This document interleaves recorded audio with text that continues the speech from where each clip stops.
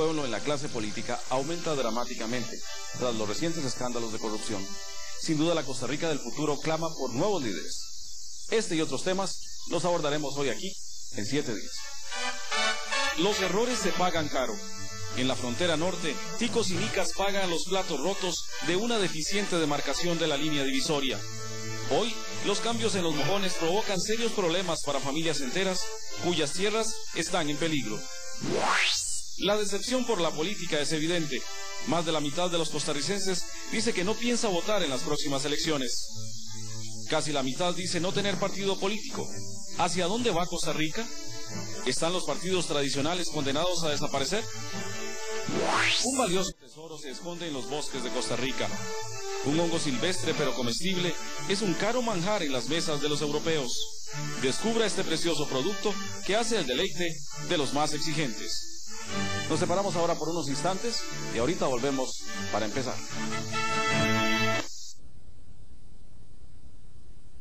Sin embargo, la decisión de llevar el terreno lo acordado generó una polémica que todavía se puede respirar en la frontera norte y que ha puesto en jaque las tierras de cientos de costarricenses. Gerardo Zamora lo comprobó. Gracias, Marcelo. Dividen territorios, pero también los mojones dividen gente, opiniones, criterios como este, que supuestamente marca el límite entre Costa Rica y Nicaragua. ¿Será acaso posible que ticos y nicas estén aún pagando los platos rotos de un error histórico de más de un siglo? Viven como hace un siglo, con las reglas de hace un siglo. Un siglo que parece decidido a ocultar los límites entre lo real y lo ficticio, entre lo que es y lo que se imagina. Un límite entre dos naciones. Para entender la polémica que nos ocupará en los siguientes 10 minutos, debemos regresar a 1858, año en el que queda definido el límite norte de nuestro país. Hablamos del Tratado Cañas-Jerez. Justo a la altura del lago de Nicaragua, el tratado establece que el límite debe ir a 2 millas de la ribera de ese lago. 40 años después, 1897, ambos países deciden marcar con mojones la frontera. El proceso sería arbitrado por el ingeniero estadounidense Edward Alexander. Entonces, una primera duda salta a la vista. Dados los frecuentes cambios en el nivel de aguas del lago de Nicaragua, ¿cuál sería la orilla para, a partir de allí, definir las 2 millas que establece el tratado? Cada país tenía su orilla. Costa Rica con aguas muy retiradas. Claro, la idea era ganar todo el terreno posible. La de Nicaragua con aguas muy salidas, tanto como para ganar una buena cantidad de tierras.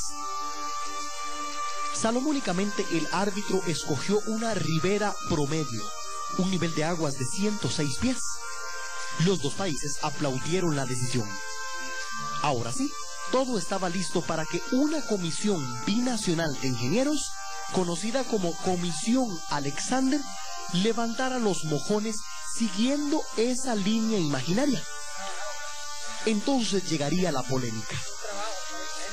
La gran cantidad de pantanos obliga a la comisión a optar por la solución más práctica: trazar 2 líneas rectas, unidas por un solo mojón. Tenía experiencia en límites en los Estados Unidos. Si uno ve el mapa de los Estados Unidos, los condados, los estados, son líneas rectas. Esa es como una cosa cultural. Y la otra tesis es que era materialmente imposible establecer una línea sinuosa paralela al lago de 2 millas, a ese lago de 106 pies, que el árbitro Alexander definió. Entonces, era materialmente imposible definir en terreno con mojones. El trazo de líneas rectas lo harían lo más equitativo posible. Sin embargo, era evidente que los ingenieros se estaban apartando de las 2 millas que el tratado establecía. Sin embargo, y de acuerdo a lo certificado por el Instituto Geográfico, el Mojón 3 está ubicado a 5.59 millas. Y al consultar a diversas instituciones si existe una base legal para tal cosa, nos dicen que no. Y es que ese trazo de líneas rectas se traduciría en porciones muy grandes de terrenos. Encontraron muy fácil hacer algo provisional y tiraron 2 líneas rectas que por supuesto se alejan muchísimo del área, se aleja 5,59 millas del borde del lago. Es decir, toda el área, que esas 2 líneas rectas, incluidas de entre esas 2 líneas rectas y la línea paralela al borde del lago, se le estaría regalando a Nicaragua en este momento. Estamos hablando de 30.000 hectáreas. Y para tener una ubicación, claro, 30.000 hectáreas son 15 veces el proyecto Papagayo, por ejemplo. Pareciera que la frontera está colocada 6 kilómetros dentro del territorio nacional y que la pérdida total de territorio sería el equivalente a regalar 10 cantones de Costa Rica, como dijo el biólogo Freddy Pacheco. La cantidad exacta no la se está estudiando en este momento, pero podría oscilar entre los 200 y 300 kilómetros cuadrados.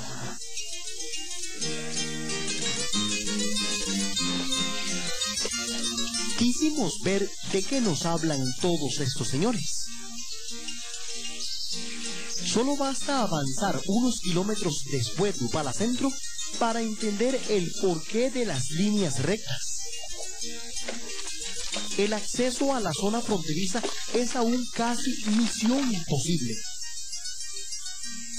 Santiago Jerez nos llevó hasta su finca. Dice que si se respetara lo que el tratado establece, su finquita estaría toda en suelo nacional.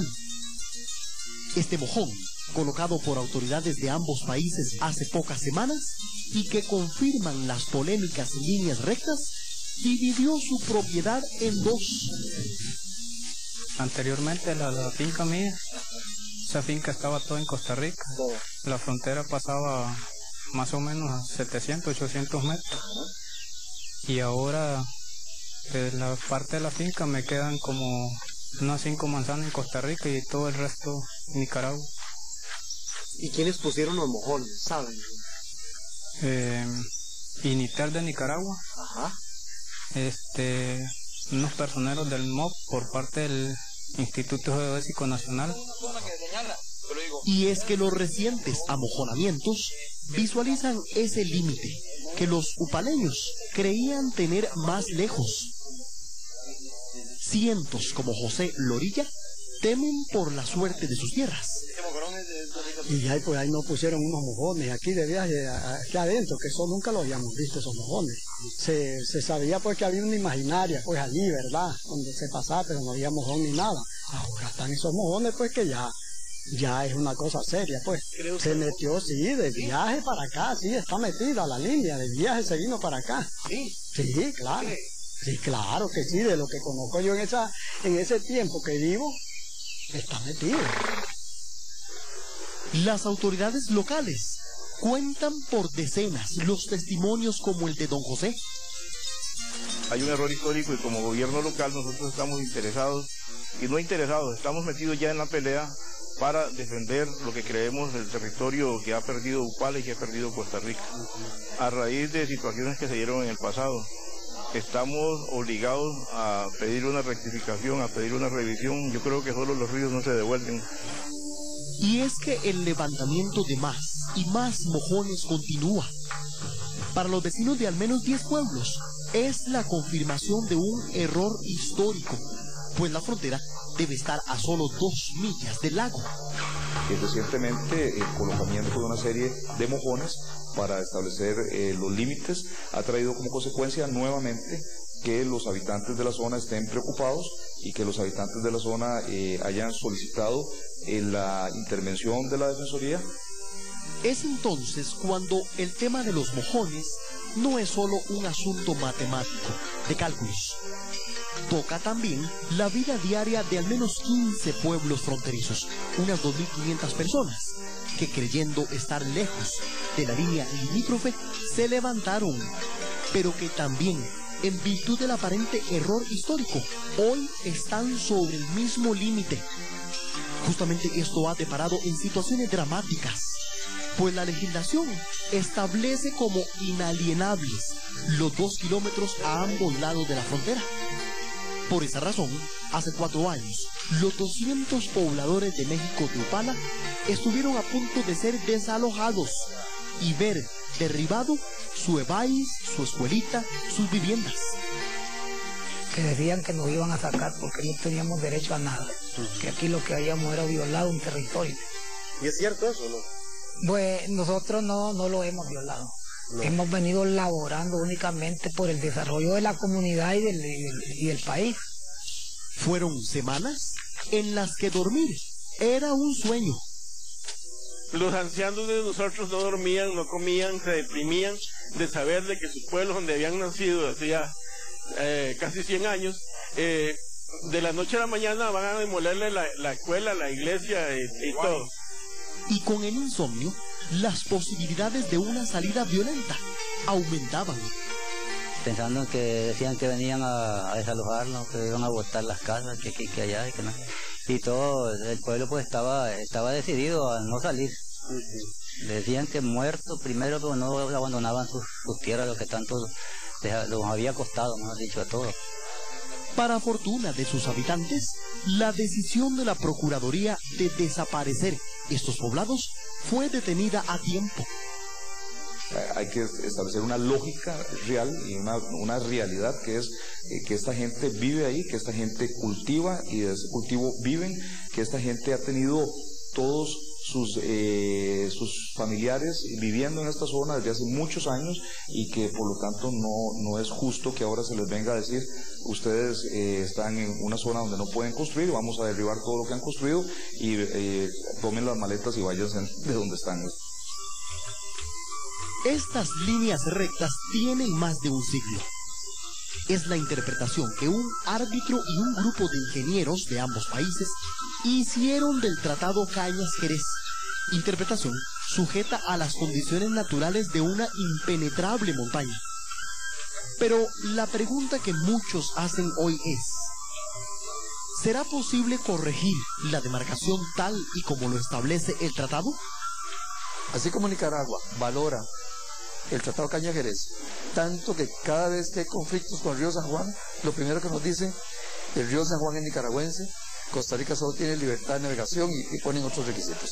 Bueno, igual Costa Rica debe valorarlo y decir, el límite de Costa Rica con Nicaragua, al sur del lago Nicaragua, es una línea que se separa del borde del lago a 2 millas. Que yo pienso que toda la vida hemos visto eso en la escuela y todo, de dónde dependemos nosotros, o sea, la frontera para acá y para allá. Entonces es lo que nosotros hemos respetado toda la vida.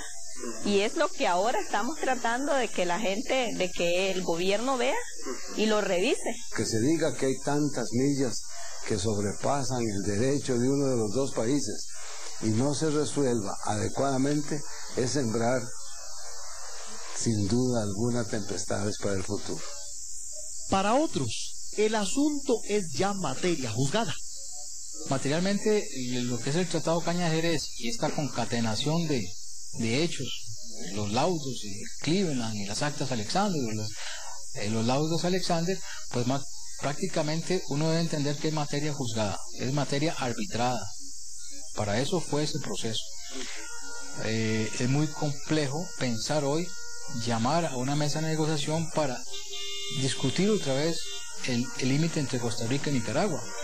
Aunque no fue posible conversar en cámara con representantes de ambas cancillerías, sí trascendió que las dos lo consideran también asunto juzgado. Que esto lo entendamos hoy como materia fijada, materia tratada. Entonces no hay que mirar hacia atrás, exceptuando que eventualmente pudiéramos obligar a Nicaragua a sentarse en una mesa de discusión a repasar el Tratado Cañas-Jerez y el laudo Cleveland y las actas Alexander. Eso yo lo veo un poco descabellado. Otros piensan que aún 100 años después se está a tiempo.